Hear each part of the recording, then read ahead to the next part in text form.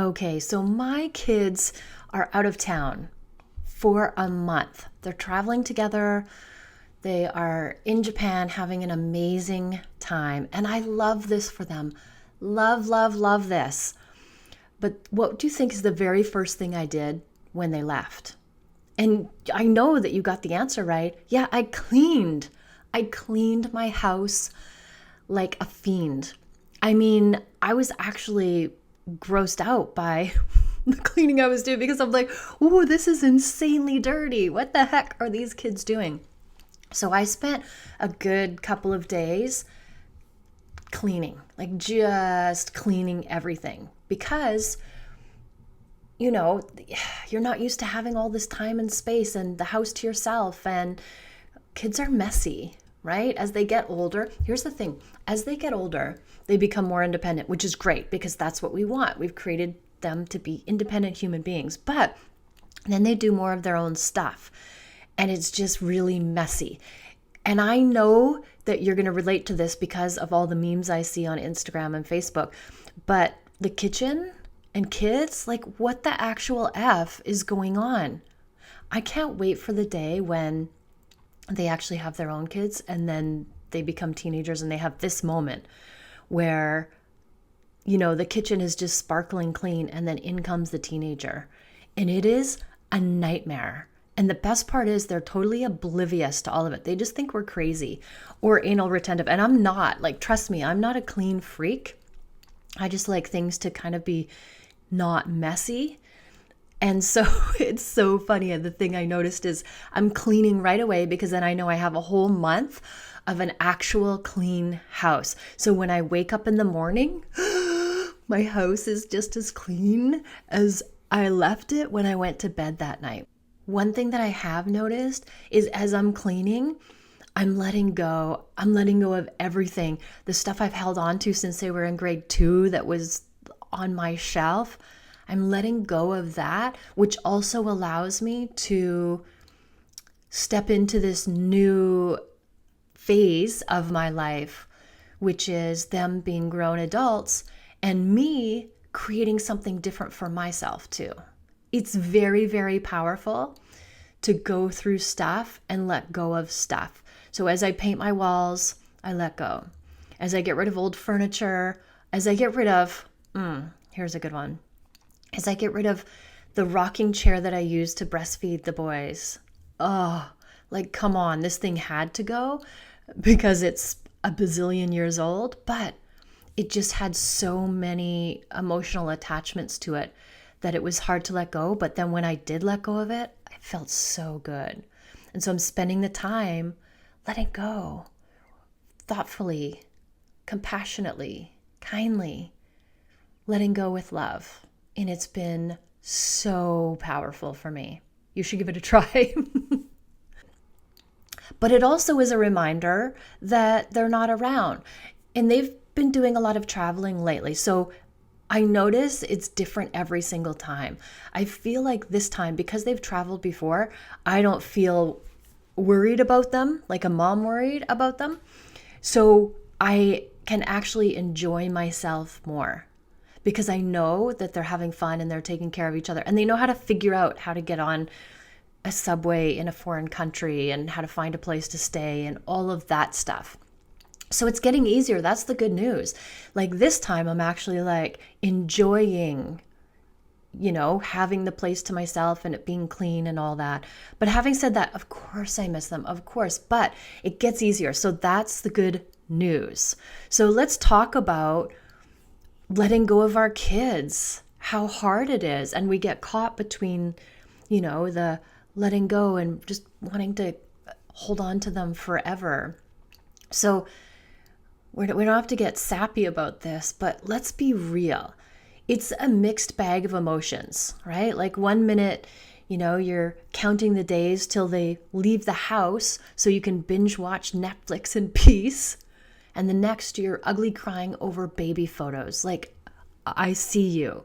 It's just such an extreme. It's like you want them to live here forever and then you want them to go live their big, exciting lives. It's just this dichotomy of come here, go away. It's just crazy. But the day comes when they're ready to move out. Maybe they're going to go to college, or they just stop needing you every second of the day. Do you remember those days? Because I do. And it was like, I just need a second just to breathe without somebody, climbing on me or calling my name or whatever. And now it's like the switch flips, the script flips, and it's like you can't even get a second with them. And it's not that they're being rude, but they're just living their lives.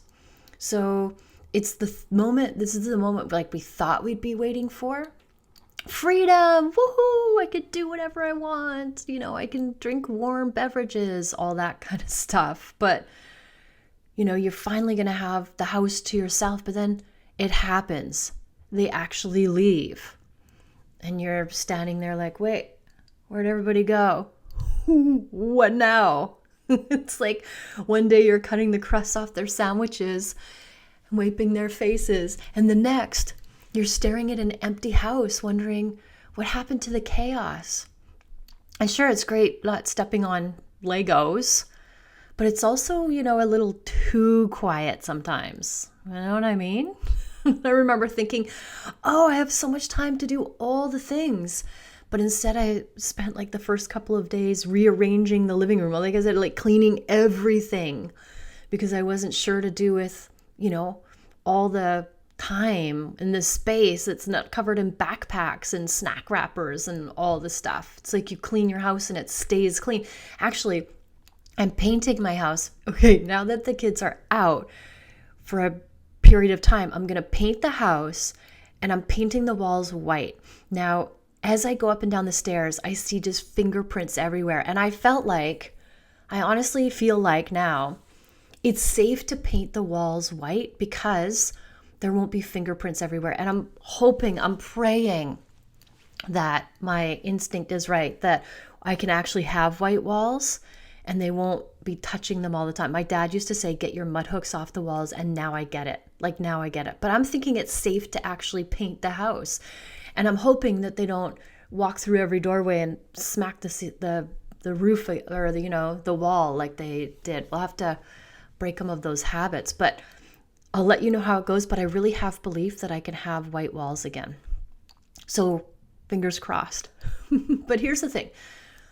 No matter how old they get, no matter how independent they become, they never really leave your heart, do they?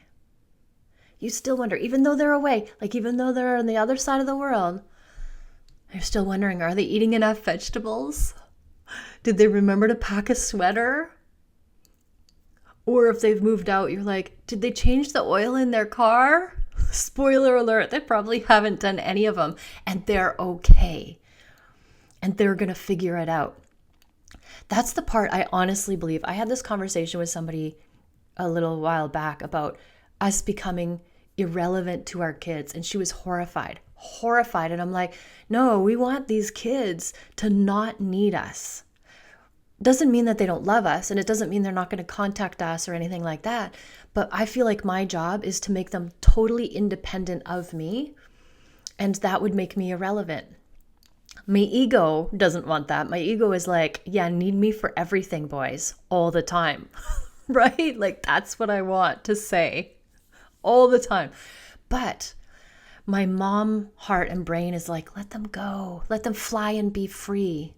And if they ever need me, I'm always here for them. I've always got their back, right? It's like they're away and I want them to text me every day and give me an update. But I have to reach out first because they're out having fun.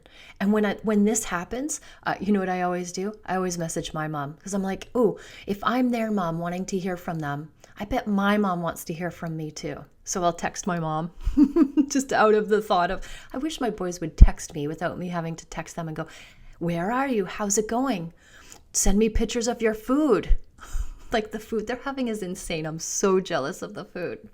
Their whole experience is just amazing. But is that funny when that happens? It's like, I always watch those videos on Instagram where it's usually like a team, like a college football team or a sports team, a guy's team, and they set up a camera and then they put a piece of paper underneath was like, when was the last time you talked to your mom? And every single one, this morning, just today, every day, I love my mom. And I always send those ones to the boys because I'm like, every single one of those boys on the football team are like, my mom is the most important person in my life and I talk to her every single day. I always send those to them and they're not getting the hint. But the boys check in, they're living their lives, right? So even though, they're out doing their own thing, they're not gone. They're just less visible. They're less visible, but that's okay because it's comforting knowing that they're still their first call when they need something. If they need anything, I know they're going to reach out to me. So if I don't hear from them, I'm like, okay, good. Everything is going well. Everything is going the way it should be going. Not the way it should be going, or they're having great adventures. So how do we let go without losing our minds? I feel like it's kind of like finding the fun in this new chapter of life. Trust me, you've earned it. You've raised human beings. Go celebrate. Like, this is a huge thing that we've done. We created a human being and raised them to be good people out in the world, and they can go take care of themselves now. I was thinking about that because we have like bears in the neighborhood, and I think they last like a year with their mom, then they go out on their own, and we're like 18, 19, 20 years. Wow. And then I was thinking there's other types of animals, like I think elephants, that they just stay together forever and they look after each other and care for each other. Like, nature is just so amazing, and I'm just amazed at like how our relationship and how we fall into like families and kids, and how long we hold on to our kids and how we look after them. And when a baby horse is born, it's just kind of up walking right away. It's just so amazing. So I look at this journey that we're on. It's like we raised human beings. So this is our time to be like, way to go, Mom. You did a great job. This is a time to rediscover all the things that we used to love before we were mom 24/7. Pick up that hobby that you forgot about, or finally take a weekend trip that you've been dreaming of. And here's the secret. This is really important. Letting go doesn't mean that you stop being their mom. Like, it's not just cut and dry like that. It just means you get to be you and their mom. Like, wow, that's so powerful. That is so powerful to think about, like, getting back to you. We've put our lives on hold for however many years, and now it's our time to shine. So once we get over the guilt of letting go or the sadness of not being needed all the time, it's like, what's next? Wow, what do I get to do, right? I mean, I went from being soccer coach and chauffeur to realizing I have no idea how to fill my afternoons without, Mom, where's my cleats? Or Mom, I need to go here. All those moments. But you know what? It's kind of amazing to have time to figure out what I want to do for a change. It's like a midlife reboot. And trust me, if you've been following me, you know my mission is to create a community to help midlife women and to travel the world while I do it. And then I'm bringing you with me. Once I find the locations where I want to do my retreats, I'm going to give you guys the opportunity to be able to take your dream vacation by yourself and not be afraid because you're coming with me. You're going to meet with a group of women who are doing the same thing. It's going to be life-changing. There's so many women. Like last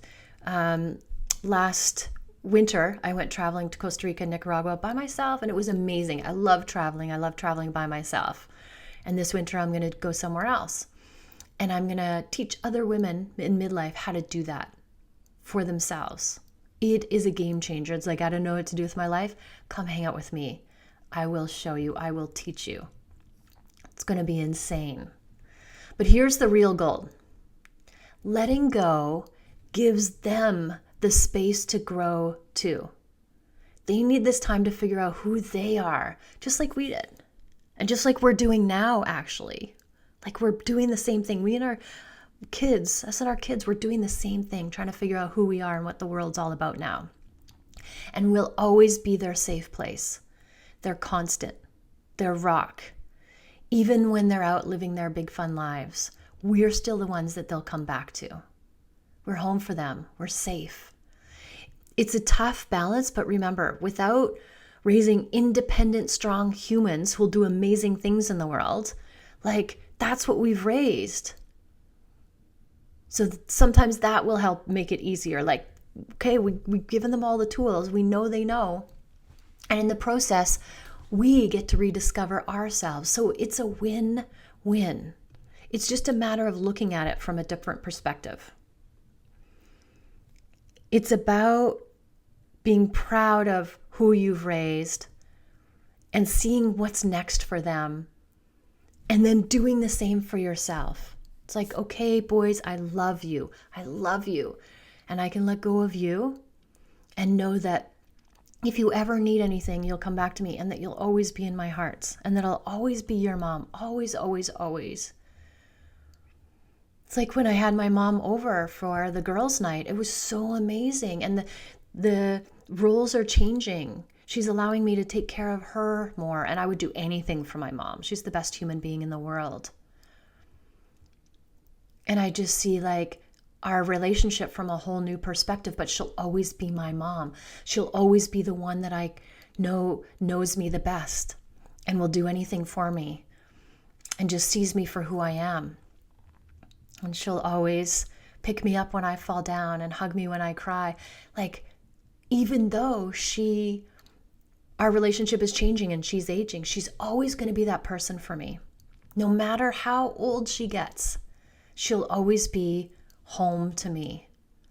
She'll always have my heart. Always, always, always. And there's a time when, the kids hit that. They go out and they discover who they are and they live their big lives. And then they go into a next phase of their life, and maybe their relationships or children. And then they start to come back to you. They do. Trust me. One day they'll call us not just to need something, but because they want to talk about life, about their families, about their jobs, their experiences, what they're learning, about how much they've grown, about what they're doing in the world. And that, my friend, is the full circle moment that we live for. Ooh, that's when everything changes. So if you're in the thick of letting go and feeling all the feels, know that you're not alone. I'm there with you. I got you. I feel you. I get you. We're in this together. It's okay to miss them like crazy 1 minute and enjoy the peace and quiet next. It's normal. And it's part of this wild, beautiful midlife journey. So let's celebrate the next phase of life together, because you've earned every minute of it. And remember, just because they're out of the house doesn't mean that they're ever far from your heart. Thank you for listening. Always, always, always love yourself first, and have an amazing day.